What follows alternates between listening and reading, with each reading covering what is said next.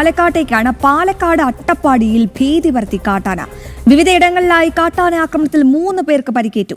ഇന്ന് പുലർച്ചെയാണ് കാട്ടാനയുടെ ആക്രമണം ഉണ്ടായത്. വിവരങ്ങളുമായി അരുൺ ആലത്തൂർ പാലക്കാട് നിന്നും ചേരുന്നുണ്ട്. അരുൺ, ഇതെന്തൊരു കഷ്ടമാണ്. നമുക്കറിയാം, ഈ പാലക്കാട് വലിയ രീതിയിൽ കാട്ടാന ശല്യം ഇങ്ങനെ രൂക്ഷമായിക്കൊണ്ടിരിക്കുകയാണ്. കാട്ടാന ശല്യം.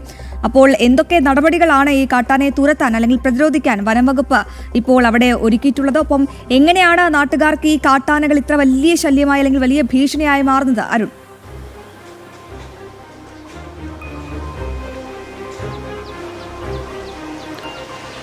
അശ്വതി, 1 മണിക്കൂറിനിടെയാണ് പാലക്കാട് അട്ടപ്പാടിയിൽ 2 ഇടങ്ങളിൽ കാട്ടാനയുടെ ആക്രമണം ഉണ്ടായിരിക്കുന്നത്. ഇന്ന് പുലർച്ചെ 4 മണിക്ക് അട്ടപ്പാടി മുള്ളിയിലാണ് ആദ്യം കാട്ടാന ആക്രമണം ഉണ്ടാകുന്നത്. മുള്ളിയിലെ ഒരു വനവാസി യുവാവായിട്ടുള്ള വെള്ളിങ്കരി രാവിലെ പുഴയരികിലേക്ക് പോയപ്പോൾ അവിടെ വെച്ച് കാട്ടാന ആക്രമിക്കുകയായിരുന്നു. ഇദ്ദേഹത്തിൻ്റെ മുഖത്ത് പരിക്കേൽക്കുകയായിരുന്നു. പിന്നീട് കോട്ടത്തറ ട്രൈബൽ സ്പെഷ്യാലിറ്റി ആശുപത്രിയിൽ വെള്ളിങ്കരി ചികിത്സ തേടുകയും ചെയ്തു. ഈ സംഭവം നടന്ന് 1 മണിക്കൂറിനകം ഏകദേശം പുലർച്ചെ 5 മണിക്ക് ശേഷമാണ് രണ്ടാമത്തെ കാട്ടാന ആക്രമണം ഉണ്ടാകുന്നത്. അത് ചിറ്റൂരിലാണ്. അതായത് ചിറ്റൂരിൽ നിന്നും ഗുളിക്കടവിലേക്ക് വരുന്ന പാതയിൽ ഒരു ഓട്ടോറിക്ഷയ്ക്ക് നേരെയാണ് രണ്ടാമത്തെ കാട്ടാന ആക്രമണം ഉണ്ടായത്. ആ ഓട്ടോറിക്ഷയിൽ ഉണ്ടായിരുന്നത് 3 ആളുകളായിരുന്നു. അതായത് മിനി, ഷാജി, അതുപോലെ ഓട്ടോ ഡ്രൈവർ പ്രസാദ് എന്നിവരാണ് ഓട്ടോറിക്ഷയിൽ ഉണ്ടായിരുന്നത്. ഇതിൽ 2 പേർക്ക് പരിക്കേൽക്കുകയായിരുന്നു. ഓട്ടോറിക്ഷയെ ആക്രമിച്ച് ഈ റോഡ് അരികിലേക്ക് ആന തള്ളിയിടുകയായിരുന്നു ചെയ്തത്. ഏതായാലും അവരും കോട്ടത്തറ ട്രൈബൽ സ്പെഷ്യാലിറ്റി ആശുപത്രിയിൽ ചികിത്സ തേടിയിട്ടുണ്ട്. 1 മണിക്കൂറിനിടെയാണ് 2 ഇടങ്ങളിൽ ഇങ്ങനെ കാട്ടാന ആക്രമണം ഉണ്ടായിട്ടുള്ളത്. അതും 2 പ്രദേശങ്ങളാണ്. മുള്ളിയും അതുപോലെ തന്നെ ചിറ്റൂരും 2 ഭാഗങ്ങളിലായിട്ട് സ്ഥിതി ചെയ്യുന്ന പ്രദേശങ്ങളാണ്.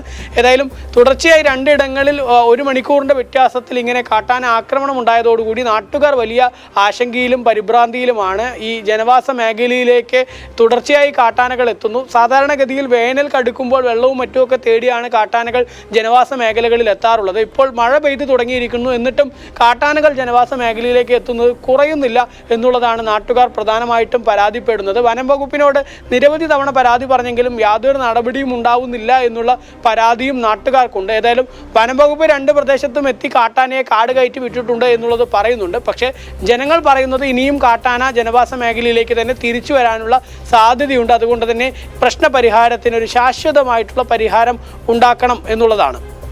തീർച്ചയായും അരുൺ, അങ്ങനെ തന്നെയാണ്. എന്തായാലും നമുക്ക് 3 പേർക്ക് പരിക്കേറ്റിട്ടുണ്ടെന്നാണല്ലോ അരുൺ വ്യക്തമാക്കിയ വിവരം. ഈ 3 പേരുടെ ആരോഗ്യനില എങ്ങനെ തുടരുകയാണ്? ഈ കാട്ടാന എപ്പോഴൊക്കെയാണ് അവിടെ ഇങ്ങനെ ഇറങ്ങി വിഹരിക്കുന്നത്?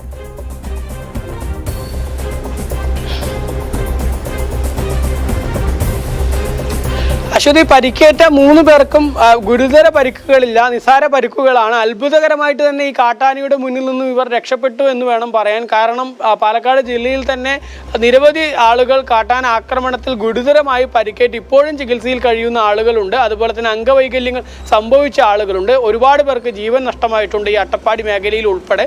പക്ഷേ ഈ ഇന്നുണ്ടായ 2 കാട്ടാന ആക്രമണങ്ങളിലും അത്ഭുതകരമായിട്ട് തന്നെ ചെറിയ പരിക്കുകളേറ്റുകൊണ്ടാണ് ഇവർ രക്ഷപ്പെട്ടിരിക്കുന്നത് എന്നുള്ളതാണ്. ഏതായാലും പരിക്കുകൾക്ക് ഇപ്പോൾ ചികിത്സ തുടരുകയാണ് കോട്ടത്തറ ട്രൈബൽ സ്പെഷ്യാലിറ്റി ആശുപത്രിയിൽ.